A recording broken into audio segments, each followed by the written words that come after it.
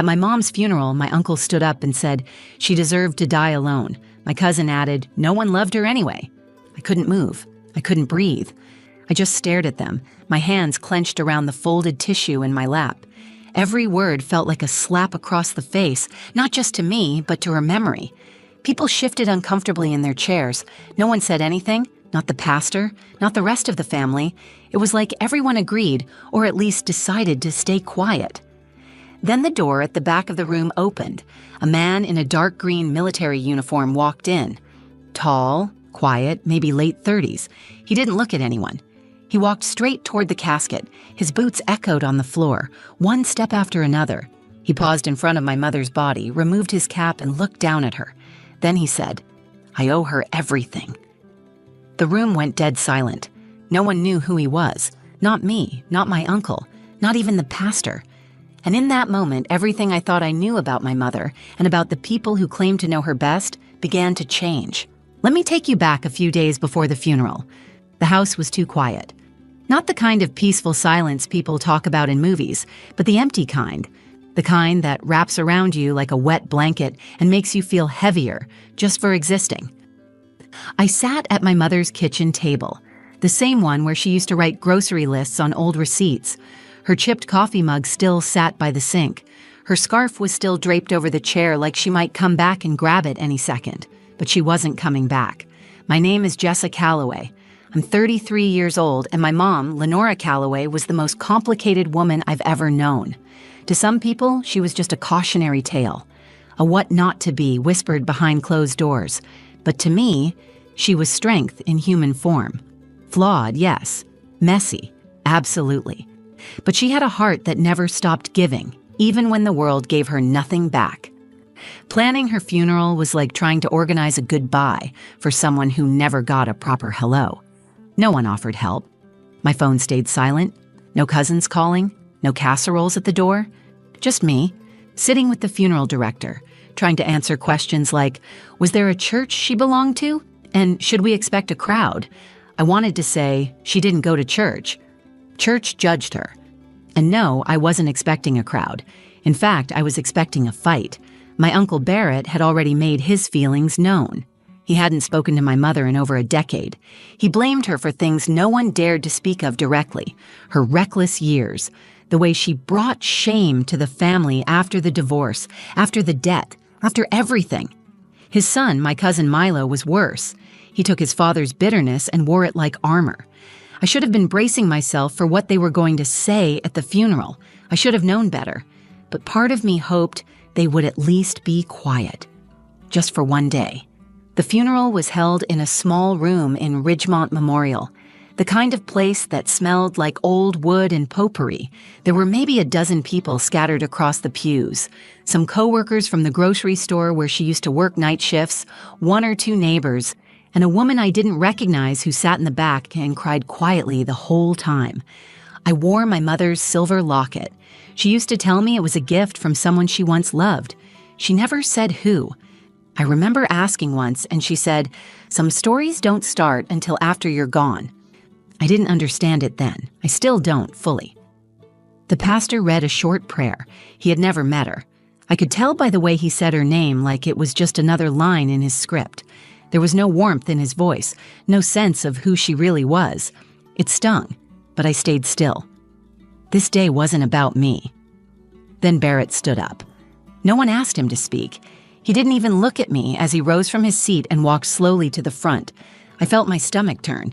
He adjusted the microphone like he had something profound to say. Instead, he looked around the room, sneered, and said, let's not pretend she was someone she wasn't. Lenora chose her path, and she paid the price. She pushed everyone away. She died alone because that's what she earned.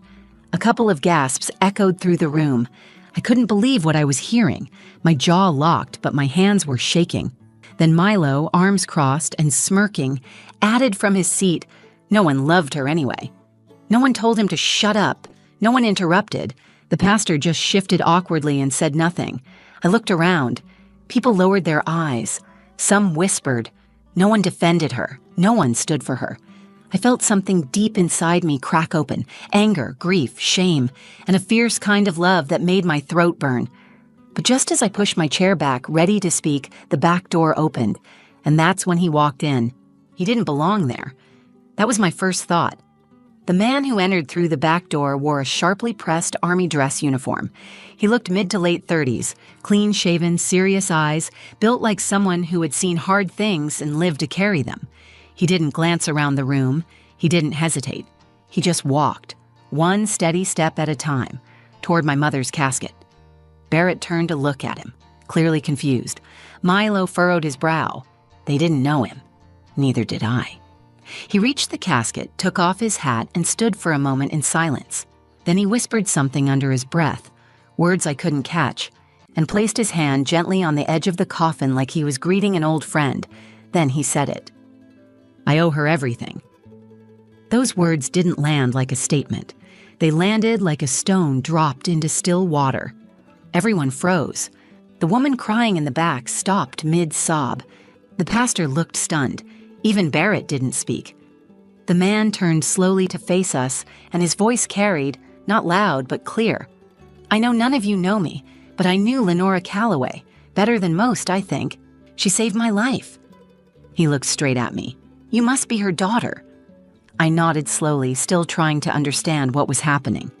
Barrett muttered under his breath, "Saved his life?" "Yeah, right." The man turned toward him. "You don't have to believe me, but I'm going to tell you anyway." He took a breath. 20 years ago, I was 17 and living on the street. My parents had both died, I had no siblings, and I aged out of foster care with no direction, no money, no clue what came next. It was November. Cold. I was sleeping behind the dumpster behind a grocery store off 3rd and Ridge. One night, a woman came out the back door with a trash bag. She saw me. She didn't scream. She didn't call the cops. She asked if I was hungry. He paused, eyes scanning the room. "That woman was your sister, your aunt, your mother. She gave me leftover soup and a warm blanket from her car. And the next night, she came back. And the next? For 3 months, she made sure I had something warm to eat and something dry to sleep under." I couldn't believe what I was hearing. My mom had never told me any of this. Not once. The man continued. "She never asked for anything. She didn't give speeches. She didn't make me feel like a project. She treated me like a human being. When I told her I wanted to join the army, she looked me in the eye and said, 'Then you better stop sleeping behind dumpsters and start standing up straight.' And she gave me a bus ticket to the recruiting office." Milo leaned toward his dad, whispering something with a smirk. Barrett looked uncomfortable, but he didn't interrupt. The man ignored them. "I went on to serve 3 tours. I built a career. I have a family.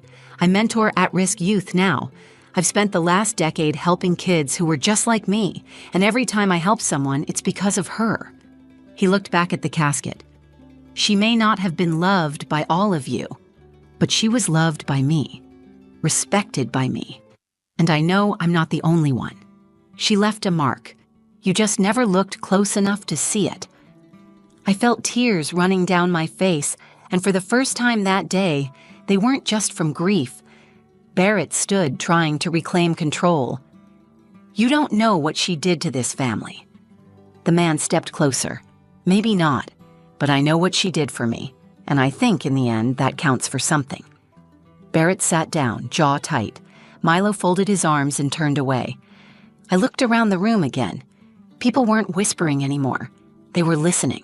Faces softened. A few nodded. The woman in the back wiped her eyes. My mother, the woman they all dismissed and disregarded, had just been resurrected in front of them. Not as a disgrace, not as a failure, but as a savior. Quiet, unthanked, and unforgettable. I stood up and faced the room. That was my mom, all of her, and I won't let her be remembered as anything less. The silence that followed wasn't awkward. It was full, heavy with meaning, and in that silence, the conflict didn't just burn, it transformed. I barely remember sitting back down. My hands were still trembling, and my pulse was racing like I'd run a marathon without moving a single inch. That man, Anthony Vega, had just torn open everything I thought was settled. My mother's reputation, my family's version of her story, my silence. All of it was cracked wide open. For so long, I had let them define her. I let them twist her life into something small and shameful. I let them decide that because she struggled, because she didn't smile at church socials or host perfect Thanksgivings, she didn't matter. But now I knew better. I felt it in my chest. She mattered. She mattered to someone. And that went at the world. After the funeral ended, the room thinned out quickly. Coworkers offered soft condolences, eyes a little wider than before. Milo stormed out with barely a word. Barrett stayed back, standing stiff near the door, looking like he wanted to say something, but never quite finding the courage. I didn't care. What mattered was Anthony. He waited near the casket, quiet and respectful, like he wasn't ready to leave her either. I walked up to him, still feeling unsteady but determined. "Can I ask you something?" I said. He nodded. "Of course." "Why did you come today?" Anthony took a deep breath. "Because for 20 years, I promised myself I'd find a way to thank her. But she moved, changed numbers. I couldn't track her down.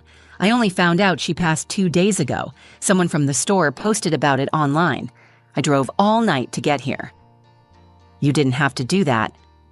"I did," he said without hesitation. "People like her. They don't get statues. They don't get headlines. But they should get remembered right." I nodded, swallowing the lump in my throat. "Thank you for what you said, for everything." He reached into his coat pocket and handed me something, an old, faded photograph. It showed my mother, much younger, standing beside a skinny teenage boy with a buzz cut. They were outside a diner. She had her arm around his shoulder, and she was laughing. "I've kept this in my wallet since the day she gave me that bus ticket," he said. "She told me to take a picture so I'd remember I wasn't invisible." I pressed the photo to my chest. "She never told me about you, about any of this. She didn't like talking about herself. She only talked about you." That was the moment it all snapped into focus. My mother wasn't ashamed of her past. She just didn't want it to burden me. She carried it all alone so I could walk lighter. And here I was, letting people like Barrett drag her memory through the dirt. Not anymore. I went home that night and sat at her desk. It was cluttered with scraps. Old receipts, clipped recipes, handwritten notes in the margins of torn envelopes.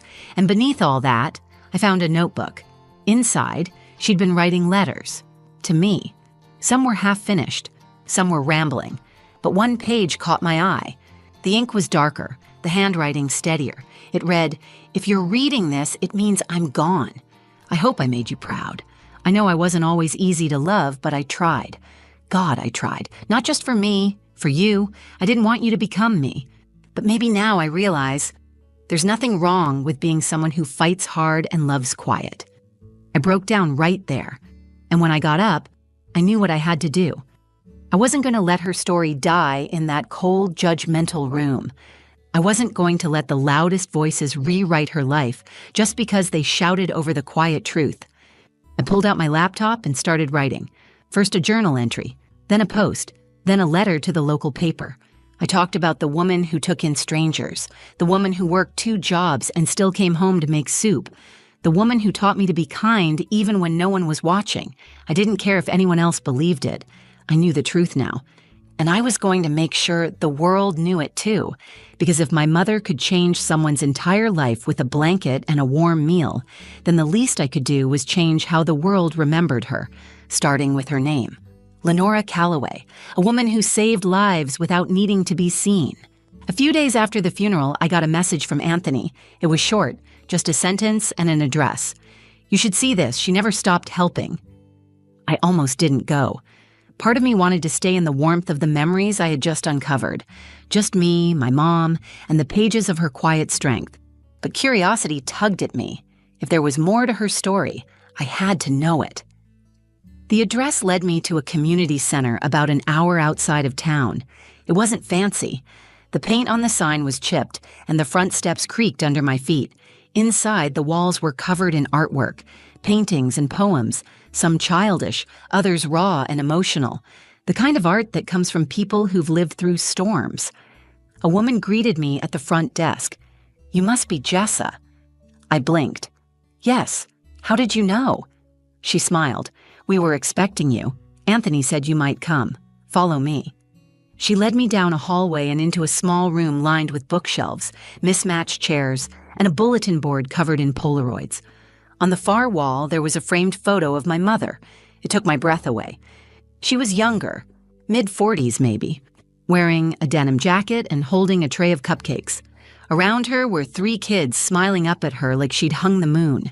The caption beneath it read, "Miss Lenny, our anchor." I turned to the woman beside me. "She volunteered here." She nodded. "More than that, she saved this place. We were on the verge of closing. No funding, barely any staff. Your mother showed up one afternoon and asked if we needed help. She cleaned. She cooked. She ran after-school tutoring. She taught writing workshops to teenagers who wouldn't speak to anyone else. She never asked for credit. She just showed up." I felt the tears coming before I could stop them. She never told me. She didn't do it to be remembered. She did it because she knew what it felt like to be invisible. I walked over to the bulletin board and stared at the photos. In each one, she looked happy. Not just smiling, but truly at peace. Her eyes, which so often looked tired when she came home at night, sparkled in these pictures. There were handwritten notes, too. One said, "Miss Lenny taught me how to write my first story." Another, "When I wanted to drop out, she told me my voice mattered." I believed her. I traced my fingers along the edges of the board, absorbing every word like oxygen. She hadn't been the woman my family claimed she was. Not even close. She hadn't lived a small life. She'd lived a hidden one filled with quiet power, with small acts that rippled into big changes. For years, I had carried her story as one of tragedy, but now I saw it for what it really was, a story of survival, of sacrifice, of love that didn't need applause to matter. Anthony met me outside when I left. He leaned against his truck, hands in his pockets, watching the sky darken. "She came here every Thursday," he said, "rain or shine." "I didn't know this version of her," I said. He nodded. "Most people didn't, but it's not too late to tell that story." And that's when I knew what I had to do. I went home, pulled up the draft of the post I had started after the funeral, and rewrote the entire thing. This time, it wasn't about defending her. It was about celebrating her. I included the picture from the center, the notes from the kids, Anthony's words, and even a few pages from her notebook. I told the full story of a woman the world discarded, who refused to discard anyone else. When I hit publish, I didn't expect much, but within hours it spread. People shared it, commented, told their own stories, strangers who had met her at the shelter, kids she'd mentored, former coworkers who remembered how she always brought extra food for the new hires who couldn't afford lunch. One comment read, "I never knew her name, but she gave me a blanket when I was 13 and sleeping under a bridge. Thank you for reminding me who she was." Another said, "She was a quiet hero. Thank you for making her loud." And that's when I realized my mom hadn't needed the world to see her. She just needed one person to finally tell the truth. That was going to be me. It's been 3 months since the funeral. I still can't drive past Ridgemont Memorial without feeling a pang in my chest. But now, it's not just grief that shows up. It's pride, gratitude. A strange, soft ache that reminds me my mother mattered. Not just to me, but to people she saved, to lives she touched, to a community that knew her not as a cautionary tale, but as a quiet constant in the chaos of their world. Since I published the post, something unexpected happened. The story didn't just resonate, it moved. It reached places I never imagined it would. A local reporter called me. Then a national blog picked it up.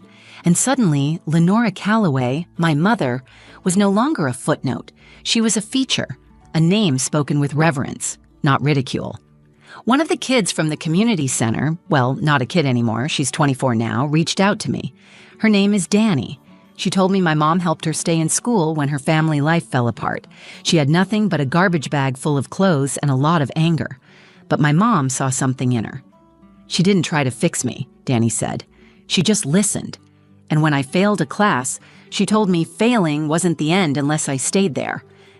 Danny's in her final year of college now, studying to be a social worker. Because of my mother. There were others, too. A woman who had been in and out of shelters most of her 20s said my mom gave her a pair of boots one winter and sat with her while she cried. A former coworker remembered how she used to write little notes of encouragement and leave them in the break room. Quotes about strength, survival, and getting back up. And then there was the letter. One I found tucked inside the last book she had been reading. It was addressed to me. Not in a dramatic, cinematic way, just a plain envelope with my name scrawled in her uneven handwriting. Inside, she wrote, "If you ever wonder what I was trying to do with this life, the answer is simple. I wanted to give back what I never got. I wanted to prove that being broken didn't mean being useless, and if even one person remembers me as someone who made things feel a little less heavy, then I'll call that a win." I read that letter every week, sometimes out loud, sometimes silently with my hand pressed against the paper like it might still be warm from her touch. My relationship with my family didn't magically heal. Barrett hasn't spoken to me since the funeral. Milo sent me a message, short and half-hearted, saying I was dramatic and making a saint out of someone who screwed up. But I don't need their approval anymore. I used to think defending my mother meant convincing them she was better than they claimed. Now I know better. It's not about them at all. It's about the truth. And the truth is that my mother was human. She struggled. She made hard choices. But through it all, she chose kindness. She chose to lift others up even when she was sinking.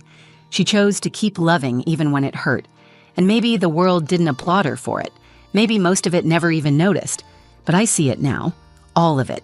Every long shift. Every warm blanket. Every act of love she never expected credit for.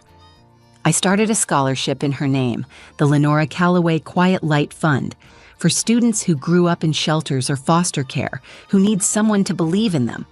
I figured if she could give so much with so little, then maybe I could use my voice to carry her light forward. Sometimes I still hear her voice in my head, tired, soft, always honest. Just be kind, baby girl, even if no one sees it, especially then. That's who she was. And if I ever have a daughter, I'll tell her the same thing. I'll tell her about Lenora Calloway, not as the woman my family gave up on, but as the woman who never gave up on others, as the woman who saved lives with soup, with words, with silence, with stubborn hope. She didn't die alone. She died remembered. And more importantly, she died having made the world better, one unseen miracle at a time. And that, I think, is the most beautiful kind of legacy a person can leave behind. If this story moved you, if it made you think of someone who gave quietly and loved deeply without ever asking for anything in return, then do one thing today. Remember them. Speak their name. Tell their story.